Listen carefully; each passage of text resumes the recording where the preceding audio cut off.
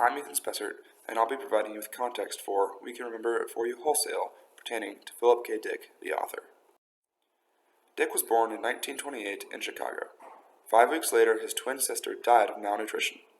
Dick stressed during his career that this had a massive impact on his writing. The traumatic event likely encouraged Dick to lean towards very dark stories. At 5 years old, his family moved to California, where he lived for the rest of his life. Living here provided him with great exposure to the art world. At age 12, Dick began reading science fiction. 10 years later, he would begin writing it himself. Dick's career came in the middle of great social and cultural turmoil in the United States, this being the 1950s. He began, like most, writing short stories in pulp fiction magazines. He published his first novel in 1954, Solar Lottery. 12 years later, in 1966, Dick published We Can Remember It For You Wholesale. In the 1970s, Dick's writing career took a turn for the worse. He had serious writer's block and was not able to produce anything as profound as his earlier works. In February 1974, he had a psychotic vision. He believes it was with God or some unworldly force. Dick had 3 of these experiences in the next 2 months. He refers to the incident as 2/3/74, meaning February, March 1974.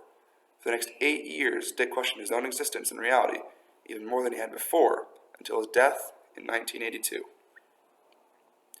Like many, Philip K. Dick's works did not achieve their full recognition and take key place in the world of science fiction until after his death.